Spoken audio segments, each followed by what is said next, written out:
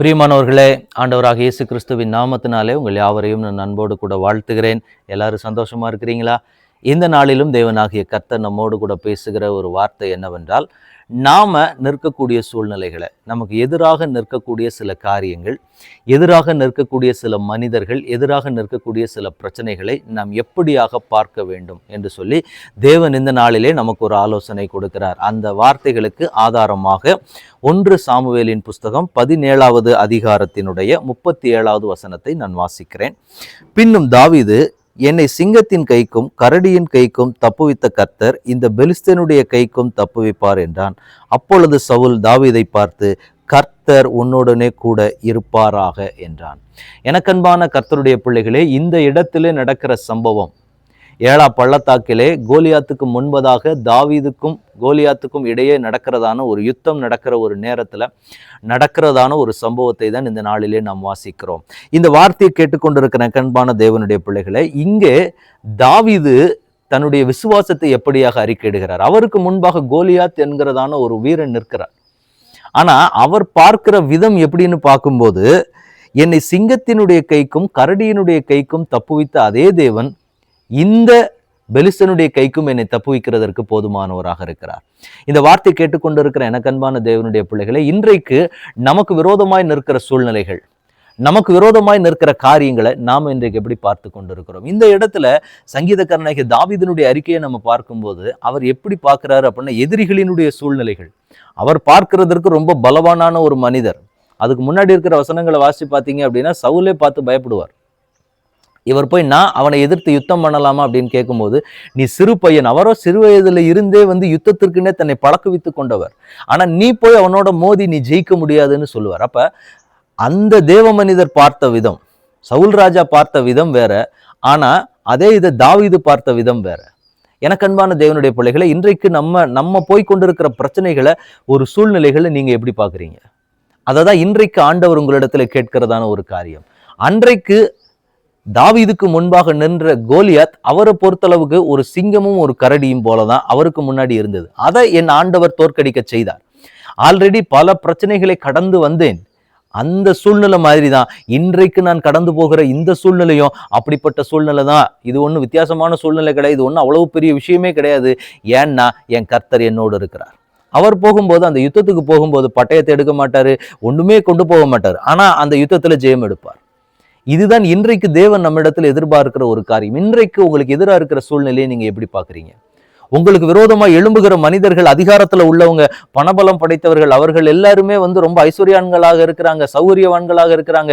அவங்களோட எல்லாம் நம்ம மோதி ஜெயிச்சிட முடியாது. என்னைக்குமே தேவ பிள்ளைகள் புரிந்து கொள்ள வேண்டிய காரியம், நாம தேவனை மாத்திரமே புகழ்ந்து பாடி துதிக்கிறதற்கு நாம் ஆயத்தமாக வேண்டும். எதிரிகளை நீங்கள் பாடி துதிக்கிறதை தயவு செய்து நிறுத்தி கொள்வது நல்லது. ஏன்னா எதிரிகளை நம்ம பாடி துதிக்கிறோமா அப்படின்னு கேட்டிங்கன்னா, நிறைய நேரத்தில் நம்மளே அறியாமல் என்ன பண்ணிடுவோம் அப்படின்னா, அவங்கள எவ்வளோ பெரிய ஆள் தெரியுமா, அவங்களோட எல்லாம் நம்ம மோதி, அவங்கெல்லாம் அவ்வளோ பெரிய ஆட்கள், இவ்வளவு பெரிய ஆட்கள், அவங்க அப்படிப்பட்டவங்க, அவங்க கையில் பணபலம் இருக்குது, அவங்ககிட்ட அத்தனை கோடி சொத்து இருக்குது, அவங்களோட எல்லாம் நம்ம மோதி, அவங்க ஒரு ஃபோன் போட்டாங்கன்னா போதும் அத்தனை பேர் நின்றுவாங்க, அப்படி பண்ணுவாங்க இப்படி பண்ணுவாங்கன்னு சொல்லி நம்மளே என்ன செஞ்சிருவோம் அப்படின்னா, எதிரிகளை புகழ்ந்து பேசுவது உண்டு. சில நேரங்களில் நல்ல வேடிக்கையாக பார்த்தீங்க அப்படின்னா, தேவனை கூட நம்ம அந்த அளவுக்கு துதித்து பாடியிருக்க மாட்டோம். ஆனால் எதிரிகளையும் எதிரான சூழ்நிலைகளையும் அந்த அளவுக்கு பிரைஸ் பண்ணக்கூடிய ஆட்கள் அதிகமாக இருக்கிறாங்க. எனக்கு அன்பான கர்த்தருடைய பிள்ளைகளே, ஆண்டவர் இன்றைக்கு சொல்லுகிற காரியம், எதிரிகளையோ உங்களுக்கு எதிராக நிற்கிற சூழ்நிலைகளையோ, நீங்கள் கடந்து போகிற இக்கட்டான பாதைகளையோ, தயவு செய்து தேவனுடைய பிள்ளைகள் அதை நீங்கள் உயர்ந்த ஸ்தானத்திலே வைக்காதீர்கள். நாம தேவனை தான் உயர்ந்த ஸ்தானத்தில் வைக்கிறதற்கென்று அழைக்கப்பட்டிருக்கிறோம். தேவனை தான் துதிக்கவும், தேவனை உயர்த்தி பாடுவதற்கும் தான் நாம் அழைக்கப்பட்டிருக்கிறோமே ஒழிய, எதிரான சூழ்நிலைகளையோ எதிரிகளையோ நாம புகழ்ந்து பாடுவதற்கோ அவங்களை உயர்த்துவதற்கோ நாம் அழைக்கப்படவில்லை. இது என்றைக்குமே புரிய வேண்டும். இந்த இடத்துல கோலியாத்தாவே இருந்தாலும் தாவீதினுடைய பார்வைக்கு அவர் யாரு அப்படின்னு பார்த்தா, அன்றைக்கு ஒரு காலத்துல சிங்கத்தையும் கரடியையும் எனக்கு முன்பாக அதனுடைய தாடியை பிடித்து கிழித்து போடுவதற்கு எனக்கு தேவன் உதவி செய்தார். அதே மாதிரிதான் இந்த பெலிஸ்தனும் எனக்கு அப்படிப்பட்டவர்களில் ஒன்றுதான். என்னைக்குமே நம்ம சூழ்நிலைகள், பிரச்சனைகள் எல்லாமே தேவ பிள்ளைகளினுடைய காலுக்கு கீழே தான். ஏன் நான் முழங்கால முடக்கணுன்னா எப்படிப்பட்ட பிரச்சனையாக இருந்தாலும் அது முடிவுக்கு வரும். இந்த ஒரு விசுவாச அறிக்கை ஒவ்வொரு தேவ பிள்ளைக்கும் ரொம்ப முக்கியமான ஒன்று. இன்னைக்கு ஆண்டவர் உங்களிடத்திலும் என்னிடத்திலும் எதிர்பார்க்கிற ஒரு காரியம். அப்படிப்பட்ட ஒரு விசுவாச அறிக்கையிட இன்னைக்கு நீங்க ஆயத்தமா இருக்கிறீங்களா? அதை தான் ஆண்டவர் நம்மிடத்தில் எதிர்பார்க்கிற ஒரு காரியம். தேவனுடைய பிள்ளைகள் இந்த காரியத்துல ரொம்ப கவனமாக இருக்கப்பட வேண்டும். இந்த காரியத்துல நீங்க கவனமா இருந்துட்டீங்க அப்படின்னா எதிரிகளை நீங்கள் ஜெயிப்பது அதிக நிச்சயம். இந்த இடத்துல தாவீது இப்படிப்பட்ட ஒரு அறிக்கை பண்ணிட்டு போய் நிக்கிறாரு. கோலியாத்தை முறியடித்து ஜெயம் எடுக்கிறார். ஆனா வசனம் சொல்லுகிறபடி அவர் கையில பட்டயமே இல்லாமல் அந்த பெலிஸ்தனை முறியடிக்க ஆண்டவர் கிருபை செய்தார். இன்னைக்கு நம்ம எப்படி பார்க்குறோம் சூழ்நிலைகளை? உங்களுக்கு எதிராக நிற்கிற மனிதர்களை நீங்க எப்படி பார்க்குறீங்க? எதிராக நிற்கிற சூழ்நிலைகளை எப்படி பார்க்குறீங்க? இன்றைக்கு ஆண்டவர் நம்மிடத்துல கேட்கிற காரியம், நீங்கள் தேவனை உயர்த்துவதற்கு பயன்படுத்தக்கூடிய நாவுகள் என்றைக்குமே எதிராக நிற்கிற சூழ்நிலைகள் அப்படி இப்படி அது எப்படி வேணாலும் இருந்துட்டு போட்டோம், என் தேவனுக்கு முன்பாக அது சிறியதுதான். என் தேவனுக்கு முன்பாக எப்படிப்பட்ட காரியங்களா இருந்தாலும் சரி, எப்படிப்பட்ட மனிதர்களா இருந்தாலும் சரி, எல்லாமே கீழே தான். அவருக்கு மேல ஒன்றுமே கிடையாது நம்ம வாழ்க்கையில. அதனால நாம இனிமேல் அறிக்கை எண்ண வேண்டியது, என் தேவனுக்கு முன்பாக இந்த பிரச்சனை சிறிதுதான். என் தேவனுக்கு முன்பாக இந்த மனிதர்கள் ஒன்றுமில்லை. என் தேவனுக்கு முன்பதாக இந்த காரியம் ஒன்றுமில்லை. அவர் எல்லாவற்றையும் செய்கிறதற்கு அவர் போதுமானவராக இருக்கிறார் என்ற ஒரு அறிக்கையை மட்டும் இன்னைக்கு நாம் அறிக்கையிடுவோமானால் தேவன் நம் மத்தியிலே பெரிய காரியங்களை செய்வார். இன்றைக்கு ஆண்டவர் நமக்கு கொடுக்கிற ஆலோசனை, இன்றைக்கு உங்க பிரச்சனைகளை நீங்க எப்படி பாக்குறீங்க? ஆண்டவரே, இதுவரைக்கும் நான் என் பிரச்சனையை ரொம்ப பெருசா பார்த்துட்டு இருந்தேன்னா அதை விட பெரிய தேவன் உங்களோடு கூட இருக்கிறார். அவரை புகழுங்கள். இருக்கிற சூழ்நிலைகள் தலைகளாய் மாறும். உங்களுக்காக நான் செபிக்கிறேன். தகப்பனே, உடைய கரத்துல நான் ஒப்பு கொடுக்கிறேன். தேவனாகிய கர்த்தர் இம்மட்டுமாய் பாராட்டின கிருபை, இரக்கம், தயவுகளுக்காக உமக்கு நன்றி செலுத்துகிறோம்.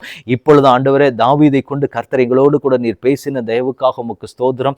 எங்களுக்கு எதிராக நிற்கிற சூழ்நிலைகளை நாங்கள் புகழ்ந்து பேசி அது அப்படிப்பட்டது இப்படிப்பட்டது என்று சொல்லி நாங்கள் நினைத்து கொண்டிருந்தோம். அதை விட பெரிய தேவன் நீர் எங்களோடு கூட இருக்கிறீர் என்று இந்த நாளிலே பேசி எங்களை பலப்படுத்துகிற தயவுக்காக உமக்கு நன்றி செலுத்துகிறோம்.